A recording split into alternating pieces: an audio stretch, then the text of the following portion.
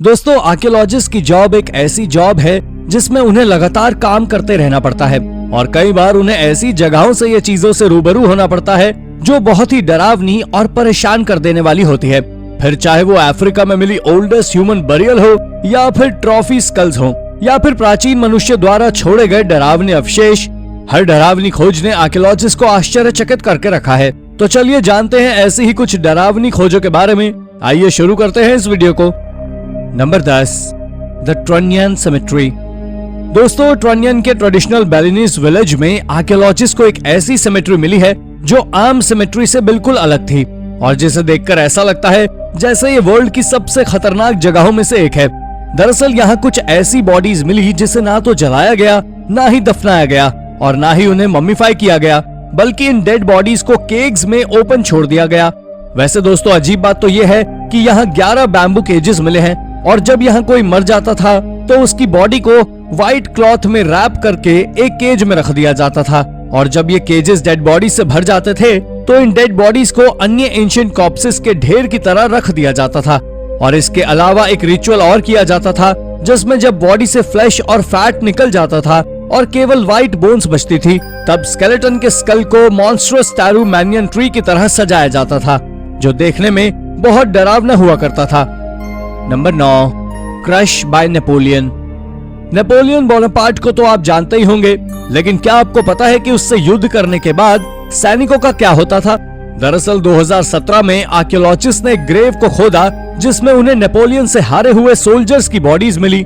वैसे दोस्तों, ये ग्रेव ऑस्ट्रिया के एक फार्मर को एक टाइनी टाउन वियना की फील्ड में मिली थी और आप जानकर शॉक्ड हो जाएंगे कि यहाँ लगभग 55,000 सोल्जर की बॉडीज मिली जो ऑस्ट्रियन आर्मी का हिस्सा थे जिसने नेपोलियन बोनापार्ट के अगेंस्ट बैटल ऑफ वाग्राम में युद्ध किया था। और इसके अलावा भी आर्कियोलॉजिस्ट को यहाँ मस्केट बॉल्स, बटन्स और हजारों पर्सनल आइटम्स भी मिले हैं।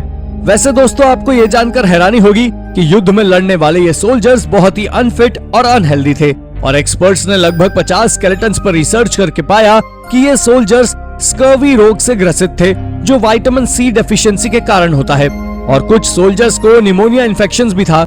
और तो और ये सभी सोल्जर्स लगभग 16 से 30 वर्ष की उम्र के थे, जो एंशिएंट सोल्जर्स की दुर्गति के बारे में बताता है। Number 8, evidence of a Roman crucifixion. दोस्तों, 3rd और 4th सेंचुरी के आसपास यूनाइटेड किंगडम में एक व्यक्ति को सूली पर चढ़ाया गया और मरने के लिए छोड़ दिया गया और एक्सपर्ट्स का कहना है कि यह व्यक्ति एक स्लेव था और इसकी मौत 25 से 30 वर्ष की उम्र के बीच हो गई थी। और एल्बियन आर्कियोलॉजी इन इंग्लैंड के एक्सपर्ट डेविड इंघम एक्सपर्ट्स का कहना है कि इस तरह का क्रूसिफिक्शन एक डेथ पेनल्टी हुआ करती थी और आर्कियोलॉजिस्ट को ये व्यक्ति सिमेट्री में मिला जिसकी ग्रेव में 48 व्यक्ति और थे जिनके शरीर पर पड़े निशान से पता लगता है कि उन्हें बहुत कठिन शारीरिक श्रम करना पड़ता था और ये सभी लोकल स्लेव्स थे जो इन्वेडिंग रोमन्स के लिए काम करते थे। और इसके अलावा यहाँ एक वर्कशॉप भी मिली है जिसमें सोप और हाउस होल्ड का सामान बनता था। वैसे दोस्तों, यूरोप में ऐसा कोई और क्रूसिफिक्शन देखने को नहीं मिला है और इससे पहले 1968 में यरूशलेम की एक टूम में ऐसे ही एक क्रूसिफिक्शन के एविडेंस मिले थे। एक्सपर्ट्स का मानना है कि ये क्रूसिफिक्शन बेबीलोनियंस द्वारा लगभग 1400 साल पहले शुरू किया गया था। नंबर 7, आयरिश हेल केव। आर्कियोलॉजिस्ट को आयरलैंड के मिडलफील्ड में एक लार्ज माउंड मिला है जो शीप से घिरा हुआ है। हालांकि 2000 साल पहले ये माउंड सेल्टिक पैगन्स के डांस और चैंटिंग की साइट हुआ करती थी और यही हैलोवीन के शुरू होने का कारण बना। वैसे सेल्टिक पीपल का मानना था कि ओवेनगेट केव उनकी और अंडरवर्ल्ड की दुनिया के बीच का एक पैसेज है और यहाँ समहाइन फेस्टिवल को पहली बार सेलिब्रेट किया गया था जो आज के समय में हैलोवीन के नाम से जाना जाता है। आयरिश आर्कियोलॉजिस्ट डैनियल कर्ली का कहना है कि उस समय का ये समहाइन फेस्टिवल आज के हैलोवीन के जैसे चाइल्ड फ्रेंडली नहीं था क्योंकि ये एक बहुत ही ब्लडी और स्केरी रिचुअल हुआ करता था और एनिमल्स को सैक्रिफाइस किया जाता था। लेकिन ये अभी तक किसी को नहीं पता कि एक्चुअल में यहाँ क्या हुआ करता था। लेकिन हम ये जानते हैं अब ये एक माउंड है जो शीप से घिरा रहता है और दुनिया भर से लोग यहाँ समहाइन सेलिब्रेट करने आया करते थे। वैसे दिलचस्प बात यह है कि ये समहाइन फेस्टिवल 1800s में यहाँ एक केव में शुरू हुआ और आयरिश इमिग्रेंट्स द्वारा यूनाइटेड स्टेट में अमेरिकन हैलोवीन में बदल गया। Number 6, bloody medieval warfare. 22 जुलाई 1361 में डेनमार्क के किंग ने 2500 लोगों की आर्मी को वेस्ट कोस्ट ऑफ गॉटलैंड में पॉपुलेशन को मिटाने के लिए भेजा। वैसे दोस्तों गॉटलैंड स्वीडिश मेनलैंड का एक स्मॉल आइलैंड है जो किंगडम ऑफ यूरोप और रशिया के बीच का मेजर ट्रेडिंग हब है। वैसे डेनमार्क का किंग वर्ल्ड टाउन ऑफ विस्बी को अमीर होता देख बहुत परेशान हो गया, क्योंकि ये उनके एम्पायर के लिए खतरा बनता जा रहा था और फिर उसने विस्बी को डिस्ट्रॉय करने का सोचा।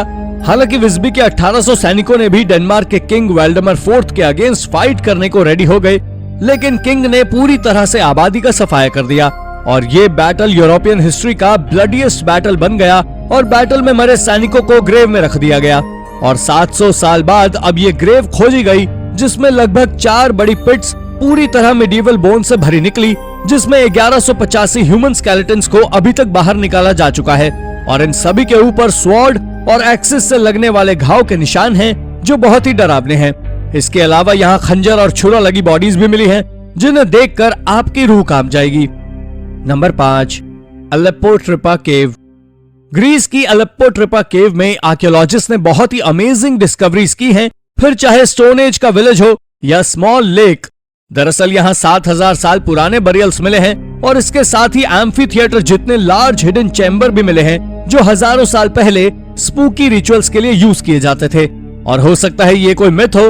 हालांकि अभी कुछ समय पहले ही इस केव को खोजा गया और ग्रीस के आर्कियोलॉजिस्ट ने बड़ी मुश्किल से इस केव के अंदर जाने का रास्ता बनाया और यहाँ उन्हें लगभग 160 बरियल्स मिले, जो 5000 से 3200 बीसी के बीच के हैं। वैसे ये केव यूरोपियन सिविलाइजेशन के स्नैपशॉट के जैसे हैं और आर्कियोलॉजिस्ट का मानना है कि इस केव के बाहर एक बहुत बड़ा गांव था और शायद केव के अंदर एक स्मॉल विलेज हुआ करता था, जहां रिचुअल एक्टिविटी हुआ करती थी और बाद में ये केव ग्रीसी ऐश की लेयर के कारण कवर्ड हो गई और इस केव के अंदर रहने वाले लोग वहीं फंसकर रह गए और मर गए। Number 4, extra skulls. दोस्तों कैलिफोर्निया में आर्कियोलॉजिस्ट ने बहुत ही घूलिश डिस्कवरी की है, जो एक एंशिएंट सिमेट्री है, जिसमें उन्हें बहुत ही भयंकर जानकारी हाथ लगी। दरअसल यहाँ के कम्युनिटी मेंबर्स द्वारा सिवियर्ड हेड्स को दफनाया गया और आर्कियोलॉजिस्ट को यहाँ 8 ग्रेव्स मिली हैं, जिसमें 500 स्केलेटन्स मिले हैं, जो लगभग 7000 से 3000 साल पुराने हैं। वैसे इन ग्रेव्स में मरने वाले से शरीर के साथ ट्रॉफी हेड्स भी मिले हैं, जो एनिमीज को हरा देने के बाद उसके बॉडी से निकाल लिए जाते थे। एंशिएंट वॉरियर्स द्वारा ट्रॉफी की तरह रखे जाते थे। और इसके अलावा आर्कियोलॉजिस्ट को 7 ऐसे स्केलेटन्स मिले हैं जो बिना सिर के हैं।